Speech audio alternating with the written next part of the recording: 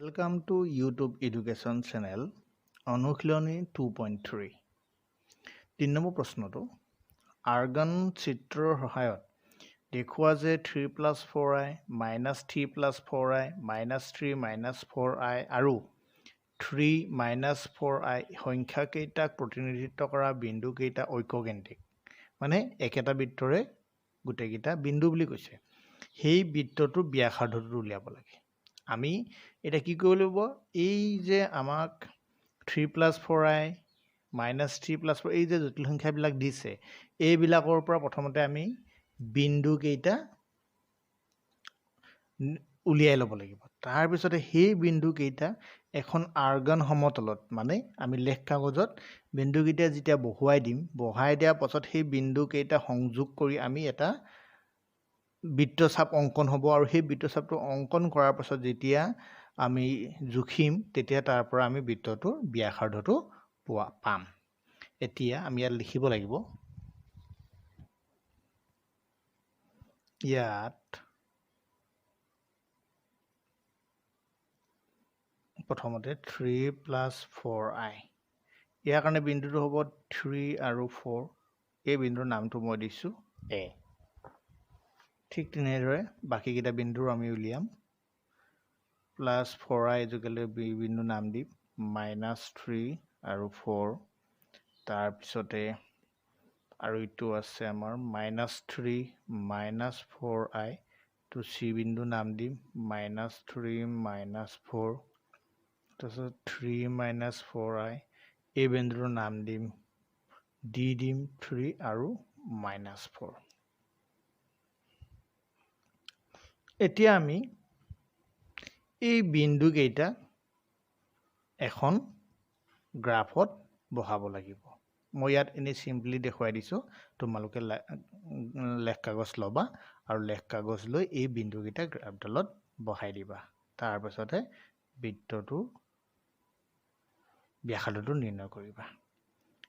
এতিয়া 1 2 3 4 1 2 3 4 মই আনুমানিক আঁকিছোঁ তোমালোকে সঠিকভাৱে হিচাপটো লৈ আঁকিবা এতিয়া প্ৰথম এ বিন্দু আছিলে 3 4 এইফালে এক্সত 1 2 3 আৰু ওপৰলে 4 1 2 3 4 তেতিয়াহ'লে এই মানত আমাৰ এ বিন্দুটো পৰিবগে ঠিক তেনেদৰে বি বিন্দুৰ কাৰণে আছিলে -3 1 2 3 আৰু +4 মানে ওপৰত পৰিবগে ইমান মানতে আমাৰ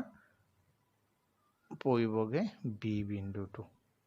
ঠিক একেদৰে আমাৰ চি বিন্দু আছিলে -3 এই বাওঁফালে গ'ল আকৌ তললৈ আহিব -4 1 2 3 4 ইমান মানত পৰিব এইটো হ'ব চি আকৌ ডিটো হ'ল +3 1 2 3 আৰু -4 তললৈ দিব লাগিব ইমান মানলৈ আমি এইটো হ'ব ডি এই গোটেইকেইটা বিন্দু লগ খাই এটা বৃত্ত অঙ্কন হ'ব যেতিয়া বৃত্ত অঙ্কন হ'ব তেতিয়া ইয়াৰ ব্যাসাৰ্ধ কিমান হ'ব বাৰু আমি যেতিয়া এইটো অঙ্কন কৰি দিম অঙ্কন কৰোঁতে এই ইয়াৰ টাচ হৈ পেলাই এনেকৈ এইটো টাচ হৈ যাব এনেকৈ এইটো টাচ হৈ যাব মই যে ছবিটো আঁকিতে অকণমান বেকাবেকি হৈছে তোমালোকে যদি আঁকা তেতিয়া দেখিবা এইটো বৃত্তটো এনেকৈ হ'ব এইটো ইয়াত টাচ হ'ব দেই এইটো ইয়াত টাচ হ'ব তেতিয়াহ'লে আমাৰ বৃত্তটো ব্যাসাৰ্ধটো কিমান হয় তোমালোকে তেতিয়া ইয়াৰ পৰা জোখটো ল'বা আৰু সেইটোৱে হ'ব আমাৰ বৃত্তটোৰ ব্যাসাৰ্ধ এতেকে বৃত্তটোৰ ব্যাসাৰ্ধ সমান তোমালোকে যিমান পোৱা বৃত্তটো অঙ্কন কৰাৰ পাছত তোমালোকে লিখি দিবা কাৰণ এইফালে এই কেন্দ্ৰৰ পৰা ইয়ালৈকে হিচাপ কৰিবা ইয়াৰ পৰা ইয়ালৈ হিচাপ কৰিবা ইয়াৰ পৰা ইয়ালৈ হিচাপ কৰিবা ইয়াৰ পৰা ইয়ালৈ হিচাপ কৰিবা যেতিয়া হিচাপ সব ফালে যেতিয়া একেই সমান হ'ব তেতিয়া সেইটোৱে বৃত্তটো ব্যাসাৰ্ধ হ'ব আৰু এইটো তোমালোকে লিখি ল'বা এতিয়া মই যেহেতু অঙ্কন কৰোঁতে খেলিমেলি হ'ব গতিকে মই বৃত্ত ব্যাসাৰ্ধটো মই লিখিব ইয়াত পৰা নাই সেইটো তোমালোকলৈ ৰাখিলোঁ কিন্তু গোটেই অঙ্কটো মই তোমালোকক কৰি দিলোঁ ঠিক আছে ঠিক একেদৰে 4 নম্বৰ প্ৰশ্নটোত আমাক দিছিলে তিনিটা বিন্দু দিয়া আছিলে এটোত -2 + 3i -6 + i আৰু -10 - i এই জটিল সংখ্যা প্ৰতিনিধিত্ব কৰা বিন্দুকেইটা একৰেখীয় বুলি কৈছিলে আমাক একৰেখীয় বুলি আমাক কৈছিলে এতিয়া এইটোত আমি কিদৰে কৰিম তাৰ কাৰণে উত্তৰটো হ'ব প্ৰথমতে তোমালোকে এই জটিল সংখ্যা কেইটাৰ বিন্দুকেইটা উলিয়াই ল'বা -2 + 3i is equal ইয়াত হ'ব -2 আৰু 3 হ'ব আমি a বিন্দু নাম দিলো -6 + i ইয়াত দিলো -6 i টো মানে 1 এটো b দিলা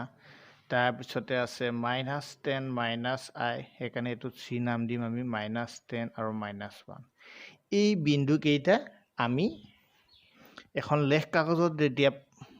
মানকিটা পাতি দিম এনেকৈ লেখ কাগজত যেতিয়া মানকিটা পাতি দিম তোমালোকে দেখিবা একেডাল ৰেখাতে এই বিন্দু কেইটা থাকিব ধৰা এইডাল ৰেখাডাল মই এনে ধৰি লৈছো তোমালোকে অঙ্কন কৰিলে গম পাবা মান বহালে ধৰা এইখিত এটা বিন্দু ধৰা এইখিত এটা এনেকৈ মানে একেডাল ৰেখাত তিনিডাল এই বিন্দু তিনিটা এনেকৈ একেডাল ৰেখাতে থাকিব সেইকাৰণে কৈছে এইটো একৰেখীয় বুলি এইটো তোমালোকে অঙ্কন কৰি চাবা মইতো এইটো অনুমানতহে আঁকি দেখুৱাইছো ঠিক তেনেদৰে ইয়াৰ b টো একেই b টোত আমাক প্ৰশ্নটোত 1 + 3i আৰু -2 - 6i এই দুটা বিন্দু এই ইয়াৰ পৰা দুটা বিন্দু ওলাব সেই বিন্দু সংযোগী ৰেখাডাল মূল বিন্দুৰে যায় বুলি কৈছে তাহলে এই ইয়াৰ যি দুটা বিন্দু হ'ব এই মূল বিন্দু এনেকৈ মূল বিন্দুৰ মাজেৰে যাব বুলি কৈছে যেতিয়া আমি ধৰা এটা বিন্দু এনেকুৱা ল'ব ধৰা এটা ইয়াত ল'লে এই বিন্দুকেইটা যেতিয়া আমি বহাম তেতিয়া এই মূল বিন্দুৰ মাজেৰে ৰেখাডাল যাব বুলি কৈছে তো এইটো তোমালোকে লেখ কাগজত বহুৱাই চাবা আৰু তেতিয়া সেই সঠিক উত্তৰটো পাবা ইয়াত মই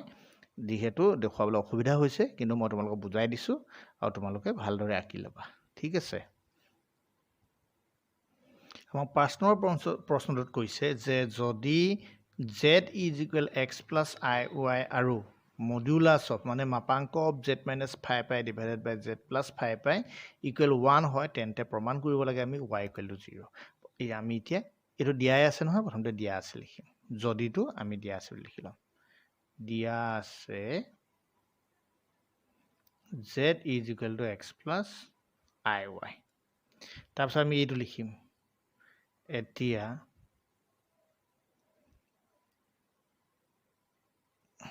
z - 5i divided by z + 5i = 1 এতিয়া আমি ইয়াত মানবিলাক বহাই যাব লাগে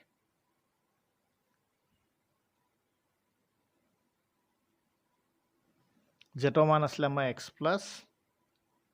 iy - 5i আৰু তলত হ'ব z মানে আসলে x + iy + 5i = 1 এতিয়া আমি এটা কথা এডাল আমাৰ মডুলাছ চিন আছে এই মডুলাছ চিনডাল উপকৰণও আছে তলকৰণও আছে যেতিয়া মডুলাছ হয় তেতিয়া হলে কি আছিল ফৰ্মুলাটো x² + y² আছিল আমি এটা মডুলাছটো সেপাৰেটলি চাইলো ইয়াত x টো এটা হ'ব আৰু ইয়াত i থকাটো আমি কমন লৈলো y - 5 এটা হ'ব ঠিক তেনেদৰে ইয়াত আকৌ মডুলাছ x + i কমন ললো y + 5 হ'ব = 1 এতিয়া আমাৰ ফৰ্মুলাটো আমি ইউজ কৰিম আমি জানো যে মডুলাছ অফ z ৰ ফৰ্মুলা যদি x + iy থাকে তাহলে x² + y² আছিল এটা √/ লিখিম আমি x² + এটা y বুলি কোতে আমাৰ এই দুইটা থাকিব y - 5 হোল² ঠিক একেদৰে তলতো থাকিব x² + y + 5 হোল² = 1 এতিয়া আমি ইফালে পাৰ কৰি দিব লাগিব এতিয়া মই একেবাৰতে দেখুৱাই দিছো এই তলৰ যিটো √x² + y + 5 হোল² এই 1 লগত বজ্ৰপূৰণ কৰিলো সেইকাৰণে √x² + y - 5 হোল² = √x² + y + 5 হোল² আছিলে দুয়োটাতে যেতিয়া √/ আছিলে তেতিয়া মই দুয়োটাতে √/টো দুয়োফালে বৰ্গ কৰি পেলাই মই ইয়াৰ √/টো অতৰাই দিলো যাৰ বাবে মই √/ চিনটো এই লাইনটোত নিলিখিলো ডাইৰেক্ট এই লাইনৰ পাছত এইটো লাইন লিখিলো তোমালোকে নিশ্চয় বুজি পাইছা আকৌ বুজাই দিছো যে √x² + y + 5 হোল স্কোৱাৰ এইটো এইফাললৈ 1 লগত বজ্ৰপন কৰিলোঁ তেতিয়াহ'লে এই root over x square plus y minus 5 whole square equal to root over x square plus y plus 5 whole square এইফালে গুচি গ'ল এতিয়া দুয়োফালে যিহেতু ৰুট অভাৰ চিনটো আছে সেইকাৰণে কি কৰিলোঁ দুয়োফালে বৰ্গ কৰি পেলাই মই দুয়োটাৰ ৰুট অভাৰ চিনটো উঠাই দিলোঁ তেতিয়াহ'লে বাকী থাকিলে এতিয়া x square plus y minus 5 whole square equal to x square plus y plus 5 whole square এতিয়া এই এক্স স্কোৱাৰটো এইফালে প্লাছত আছে এইফালেও প্লাছত আছে সেইকাৰণে আমি কেঞ্চেল কৰিব পাৰোঁ তেতিয়া থাকিলে আমাৰ এ মাইনাছ বি হোল স্কোৱাৰ আৰু A plus B whole square ফৰ্মত আছে লাহেকৈ আমি এইটো ফৰ্মুলাত ভাঙি দিছোঁ এতিয়া ভাঙি দিয়াৰ পাছত ৱাই স্কোৱাৰ কেঞ্চেল 25 কেঞ্চেল তেতিয়াহ'লে আমাৰ কি হ'ব এই 10y যদি মই সিফালে পঠিয়াই দিওঁ তেতিয়াহ'লে কি ৱান হ'ব 20y ইকুৱেল টু 0 হ'ব আৰু এই 20টোৱে যদি 0টো হৰণ কৰোঁ তেতিয়াহ'লে y ইকুৱেল টু 0 আৰু এইটোৱে আমাক উলিয়াব দিছিলে তেতিয়াহ'লে হ'ল প্ৰমাণিত ঠিক একেদৰে 6a তোমালোকে কিতাপত প্ৰশ্নটো চাবা তাত লিখা আছে যে যদি z equal x plus I Y আমি এইটো এনচাৰটো কৰোঁতে দিয়া আছে বুলি লিখিম দিয়া আছে z is equal two x plus I Y তাৰপিছতে আমাক কৈছিলে যে modulus of 2z plus 1 is equal two modulus of z plus 2 তেন্তে দেখুওৱা যে x square plus Y square equal two 1 তেতিয়াহ'লে এতেকে আমাক উলিয়াব দিছিলে যে 2z plus 1 is equal two z plus 2 এতিয়া আমি মানকেইটা পাতি যাব লাগে মান পতাৰ পাছত যিহেতু এইফালেও আমাৰ মডুলাছ আছে এইফালেও মডুলাছ আছে এতিয়া দুইটাতে ৰুট অভাৰ চিন আহিব যেতিয়া দুইটাতে ৰুট অভাৰ চিন আহিব তেতিয়া আমি কি হ'ব দুইফালে বৰ্গ কৰি ৰুট অভাৰ চিনটো আগৰ অংকটোৰ দৰে আমি আঁতৰাই দিব পাৰিম হয়নে নহয় ঠিক তেনেদৰে আমি কৰি যাম মই একেবাৰতে কৰি দিছোঁ এতিয়া জেটৰ ঠাইত মানবিলাক পাতি ল'লোঁ মানকেইটা পতাৰ পাছত আমি কি কৰিলোঁ বাস্তৱ অংশবিলাক একেবাৰতে লিখি গ'লোঁ ইয়াত 2x আৰু 1টো আছিলে আই ৱাইটো 2iy হ'ব ন ইয়াত 2iy ইয়াত লিখিলোঁ ঠিক তেনেদৰে x প্লাছ 2 আৰু iy এতিয়া আমি কি কৰিব লাগিব মডুলাছৰ ফৰ্মুলাটো পেলাই দিব লাগিব মডুলাছৰ ফৰ্মুলাত পেলাবলৈ হ'লে প্লাছত আছে গতিকে x স্কোৱাৰ মানে হ'ল 2x প্লাছ 1 হোল স্কোৱাৰ আৰু plus 2y whole square is equal ঠিক তেনেদৰে এইফালেও হ'ব কিমান হ'ব x প্লাছ 2 হোল স্কোৱাৰ আৰু y স্কোৱাৰ এতিয়া দুইফালে যিহেতু বৰ্গমূল চিন আছে গতিকে আমাৰ বৰ্গমূল চিনটো আমি দুইফালে বৰ্গ কৰি আঁতৰাই দিলোঁ আমি এখানে একেবাৰতে লিখিব পাৰিম এতিয়া 2x plus 1 whole square plus এইটো হ'ব 4y square equal x plus 2 whole square plus y square এতিয়া আমি a প্লাছ বি হোল স্কোৱাৰত ভাঙিম তাৰপিছত আমি কেলকুলেশ্যন কৰাৰ পাছত আমি কিতাপত যিটো বিচাৰিছে যে x square plus y square equal two 1 ওলাব আমি সেইটো একেবাৰতে মই এতিয়া কৰি দিছোঁ তোমালোকক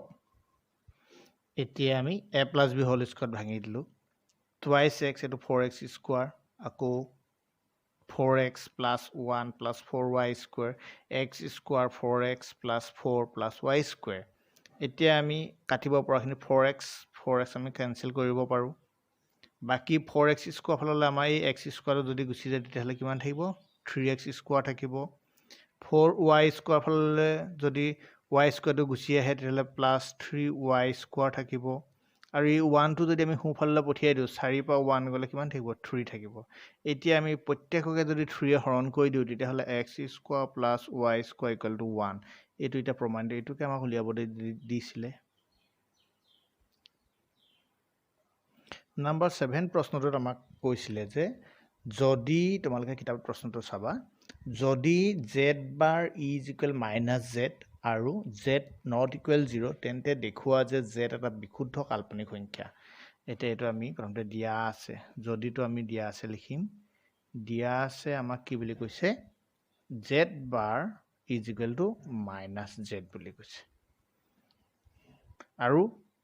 আমাক উলিয়াব কৈছে যে এই জেডটো এটা কাল্পনিক সংখ্যা বুলি কওঁ বিশুদ্ধ কাল্পনিক উলিয়াব লাগে এতিয়া প্ৰথমতে এখানে আমি জেডটো ধৰি ল'ব লাগিব ইয়াত ধৰা হ'ল Z is equal to A plus I B আমাৰ তাত এ প্লাছ আই বি ধৰিলে বা কিছুমানে এক্স প্লাছ আই ৱাই ধৰিব পৰা তেতিয়া আমাৰ সুবিধা হয় তেতিয়াহ'লে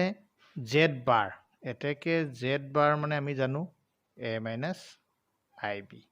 ঠিক তেনেদৰে আকৌ আমি কি মাইনাছ জেড উলিয়াব লাগিব এটাকে আকৌ মাইনাছ জেড মানে হ'ল মাইনাছটো থাকি আকৌ জেড মানে হ'ল এ প্লাছ আই বি মানে মাইনাছ এ মাইনাছ আই বি। এতিয়া আমি কি কৰিব লাগিব, এটা যোগ কৰি দিব লাগিব। এই জেড বাৰটোৱে আৰু আমাৰ জেডটো আমি যোগ কৰি দিম। এটাকে জেড বাৰ প্লাছ জেড আমি চাওঁ কি ওলায়। এতিয়া আমি এই জেড বাৰটোৱে আৰু এই মাইনাছ জেডটো যোগ এইটো মাইনাছ জেড হ'ব লাগে, মাইনাছ জেডটো আমি যোগ কৰি দিম। তেতিয়া কি হ'ব, জেড বাৰ মানে হ'ল এ মাইনাছ আই বি যোগ আৰু মাইনাছ জেড মানে আমি পাই আছিলোঁ মাইনাছ এ মাইনাছ আই বি। এতিয়া এ মাইনাছ আই বি প্লাছে মাইনাছে মাইনাছ এ মাইনাছ আই বি ইজিকেল টু এইটো এ কেঞ্চেল হৈ গ'ল, মাইনাছ 2IB। এই মাইনাছ 2IB এইটো সম্পূৰ্ণ আমি কি পালোঁ, এটা কাল্পনিক সংখ্যা পালোঁ। এটা কাল্পনিক সংখ্যা। এটাকে আমাক নিৰ্ণয় কৰিবলৈ দিয়া, এটাকে জেড এটা কাল্পনিক সংখ্যা, বিশুদ্ধ জেড এটা বিশুদ্ধ কাল্পনিক সংখ্যা। কিয়নো আমি জেডটোৰ পৰাই জেড বাৰ উলিয়াইছোঁ আৰু মাইনাছ জেড উলিয়াইছোঁ, সেই গতিকে এই জেডটোক আমি এই জেডটো যে এ প্লাছ আই বি তাৰ পৰা আমি শেষত গৈ পালোগৈ মাইনাছ 2IB, সেইকাৰণে আমি ইয়াত লিখি দিছোঁ যে জেড এটা বিশুদ্ধ কাল্পনিক সংখ্যা। ঠিক আছে, তোমালোকে এইদৰে আগলৈ অংকবিলাক পাই থাকিবৰ কাৰণে চেনেলটো ছাবস্ক্ৰাইব কৰি ল'বা।